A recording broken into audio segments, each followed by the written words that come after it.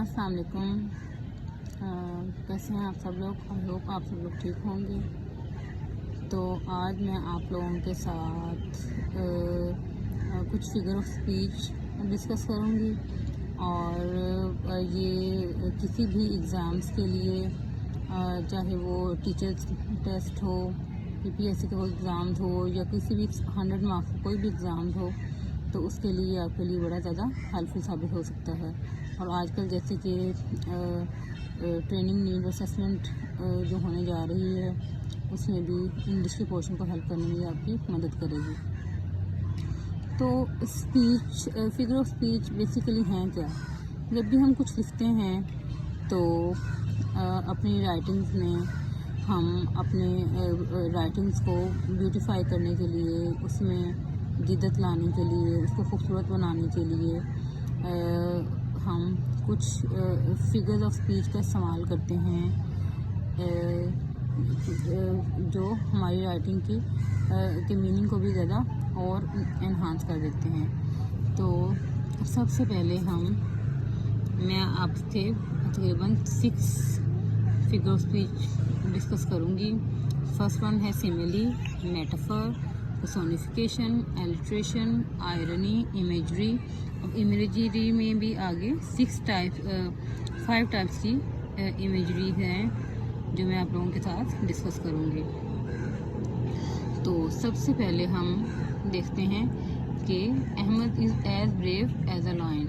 तो सिमिली क्या होती है? जैसे उर्दू में हम सिंपल अल्फाज में कहते हैं कि सिमिली होती है तशबीह देना, यानी कि हम टू अनलाइक चीज़ों को आपस में उनको कंपेयर करते हैं। For example, Ahmed is as brave as a lion, यानी अहमद को हम लायन के साथ कंपेयर कर रहे हैं, तो उसमें हम लाइक और एज का वर्ड इस्तेमाल करते हैं।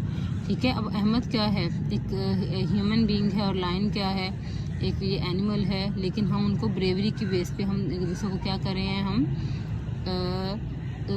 इसको हम ब्रेवरी की बेस पे हम इसका कंपैरिजन कर रहे हैं।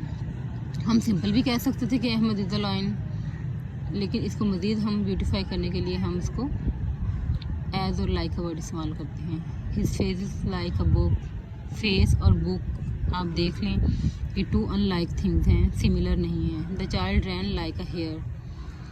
तो नेक्स्ट है मेटाफर। मेटाफर में भी हम ये भी यहाँ तशबीह है, और हम यहाँ पर लाइक और वर्ड का लाइक और एज का वर्ड इस्तेमाल नहीं करते। हम सिंपल इसको इस्तारा भी कहते हैं उर्दू में, और सिंपल हम 2 अनलाइक थिंग को यहाँ पर हम कंपेयर कर देते हैं। जैसे कि the camel is a ship of desert, तो कि शिप और कैमल टोटली 2 अनलाइक थिंग्स हैं। जैसे Gama was a Rustam of park, life is a tale told by an idiot. तो यहाँ पर भी हम कंपैरिजन दे रहे हैं। ठीक है। अब हम डिस्कस करेंगे पर्सोनिफिकेशन को।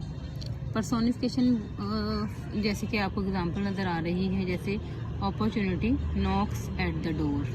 अब अपॉर्चुनिटी है, एक मौका है, वो कैसे दस्तक दे सकता है? तो यहाँ पर हम आप कह लें कि पर्सोनिफिकेशन में हम नॉन लिविंग थिंग्स को एक लिविंग क्वालिटी दे देती हैं। अब अपॉर्चुनिटी क्या है? ये एक आइडिया है, एक ख्याल है। तो अब हमने उसको एक लिविंग क्वालिटी दे दी है कि वो दरवाजे पर नॉक कर रहा है। ठीक है। इसी तरह हर आइज स्पीक्स हेल्पलेसनेस। तो अब आइज जो हैं ये कैसे बोल सकती हैं? तो हमने एक आइज क्या है, ह्यूमन बीइंग की आई है, तो एक लिविंग थिंग है, तो हमने इसको नॉन लिविंग इसको क्वालिटी दे दी है। इसी तरह पेशेंस है, पेशेंस रिप्लाइज, तो पेशेंस कैसे रिप्लाई कर सकता है? ठीक है। अच्छा, नेक्स्ट है एलिट्रेशन।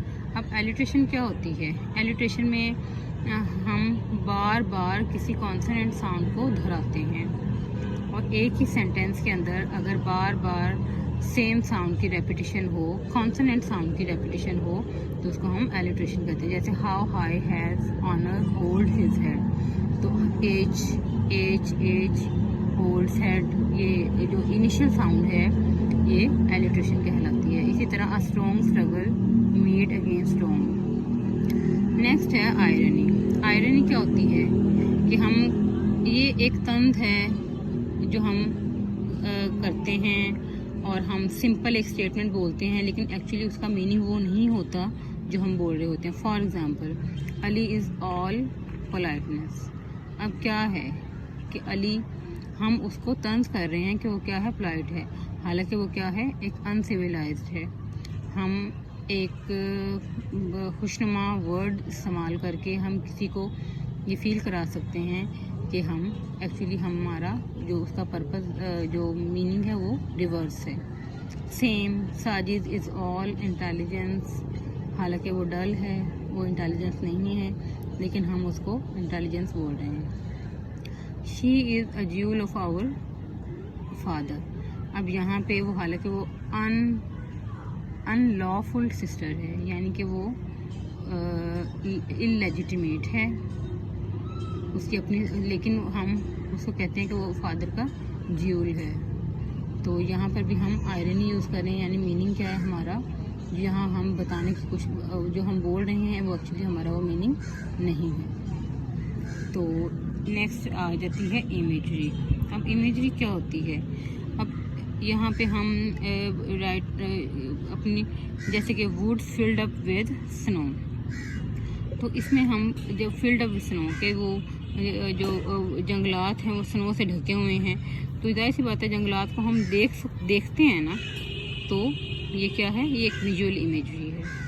इसी तरह ऑडिटरी है, हियरिंग से रिलेटेड है, हम सुनते हैं हॉर्नस बेल्स अशेक, तो यहाँ पे हम एक कौन सी यानी बेल्स की आवाज़ों को हम सुन सकते हैं। इस तरह सेंट ऑफ एप्पल, यहाँ पे स्मेल की इमेजरी है, टेस्ट है, और आगे rugged and rough path. Rugged कहते हैं पथरीला, और पथरीले का कैसे पता चलेगा, हम जब उसके ऊपर उस रास्ते पे हम चलेंगे पत्थरों के ऊपर, तो हम जब फील होगा, हमारे पाँव को पत्थर टच करेंगे तो हमें पता चलेगा कि ये क्या है, रग्ड है।